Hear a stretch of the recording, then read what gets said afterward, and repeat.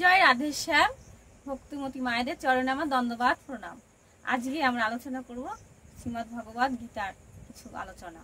তাহলে ভগবান শ্রীকৃষ্ণ তার শ্রীমদ্ ভগবদ গীতায় আমাদের জীবন ধারা, যদি কোনো ভক্তের ভক্তি না থাকে, আমাকে দিয়ে, আমার তো ভক্তি নেই, তথাপিও মাগো এই গীতার সাথে আমি যুক্ত থেকে কটা বছর ধরে যুক্ত থেকে নিজেকেই আমি পরিবর্তন করতে পেরেছি। আমি নিজেকে দিয়েই আমি আপনাদের বলছি, আপনাদের তো পরিবর্তন আছে, আর আমার মতো অধমের থেকে আপনারা জ্ঞান নেবেন কেন, তাই না? কিন্তু তবু আমার থেকে আমি একটা কথা আপনাদের বলছি, যে জীবনে ভগবান আছে, সর্বদাই থাকবে। আর আমি এই গীতার সাথে যুক্ত, যেদিন আমি গীতা নামে যে কি জেনেছি, সেদিন থেকে আজ পর্যন্ত আমার শ্রীমদ্ ভগবদ গীতার উপরে বিশ্বাস, ভরসা এবং ভক্তি আমার আছে, আর আপনাদেরও থাকবে, তাই না? কিন্তু ভগবান শ্রীকৃষ্ণের সেই শ্রীমদ্ ভগবদ গীতায় শিল প্রভুপাদ ব্যাখ্যা করেছেন যথাযথতে, যে একবার যদি শ্রীমদ্ ভগবদ গীতার উপেক্ষা তিনি ব্যাখ্যা তিনি দিয়েছেন কোথায়?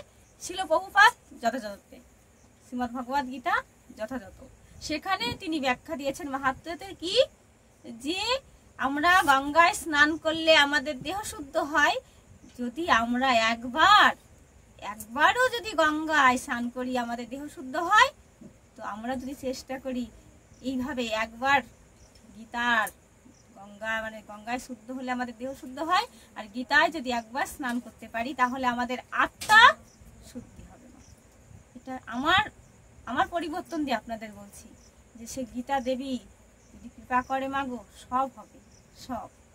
তাহলে আমরা সংসারে কোন মন্ত্র, সময় তো আমাদের অল্প, কেননা আমাদের সময় হচ্ছে কর্মক্ষেত্রে, সমস্ত ক্ষেত্রে আমাদের লিপ্ত থাকি আমরা।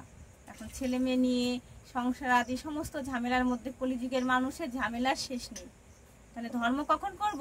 তাই মাগো সময় যদি আমরা পাই, তাহলে এই ভিডিওর মাধ্যম দিয়ে আমাদের একটু ভক্তি সঞ্চয় হলেও হতে পারে রাধারানীর কৃপায়। তাহলে কোন মন্ত্র জপ করলে আমাদের ভক্তি, জ্ঞান, তারপরে মুক্তি প্রদান হবে, তাই না মা? আমাদের তো মুক্তি প্রদানের দরকার আছে, শুধু কর্ম করলেই তো হবে না, যাওয়ার পথে টিকিটটাও তো সঞ্চয় করতে হবে। সেই টিকিটটা কি?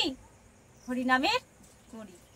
যতই আমরা স্মার্ট হই, ওভার কনফিডেন্স দেখাই না কেন, ইন্টারনেটের যুগে, এখনের যুগে আমরা চলছি, ওমা সবার উপরে সত্য কথা হচ্ছে ধর্ম। আমরা হিন্দু, আমাদের ভগবানের সেই মুখস্থিত বাণী ভুলে গেলে হবে না। আমাদের দর্শন শাস্ত্র সেই গীতা।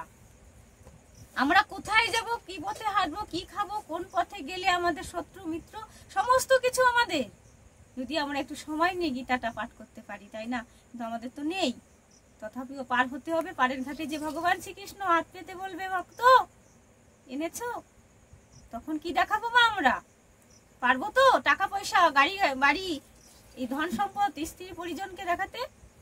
ওটা = 0 ভগবানের দরবারে। সেই বৈকুণ্ঠতে কোথায় দাঁড়িয়ে থাকে ভগবান শ্রীকৃষ্ণ? গীতা নামক বৈতরণীতে দাঁড়িয়ে থাকে। আর অনায়াসে আমার মতো অধমকে পার করবে কিনা আমি জানি না, কিন্তু ও মা, আপনারা ভক্তিমতী মা, আপনারা দয়া করে ভক্তিপরায়ণ মানুষ, আর এই ভিডিওগুলো দেখবেন, তার মাধ্যম দিয়ে আমার একটু কৃপা হবে, আপনাদের অবশ্যই কৃপা হবে।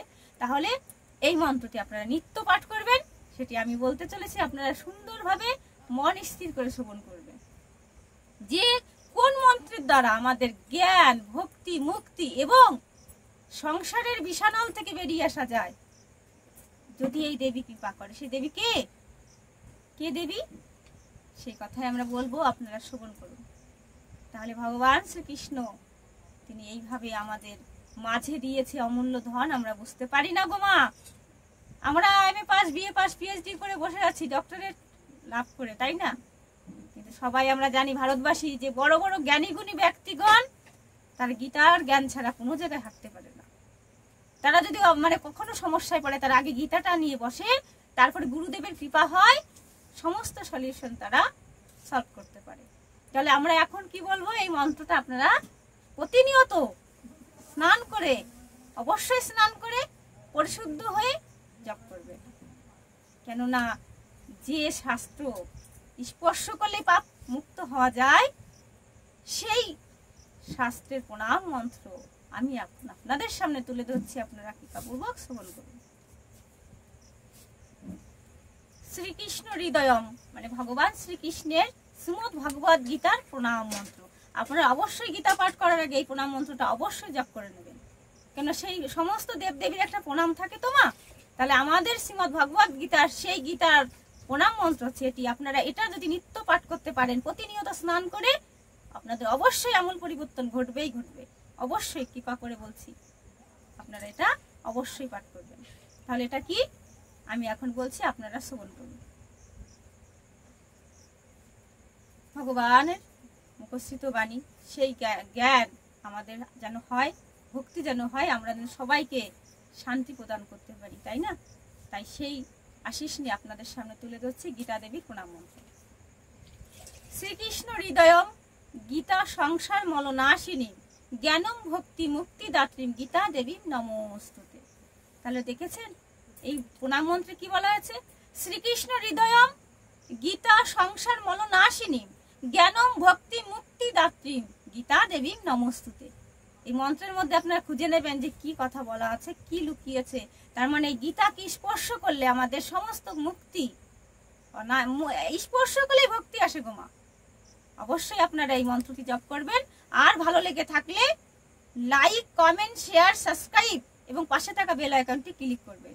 ভালো থাকবেন, সুস্থ থাকবেন। রাধে রাধে।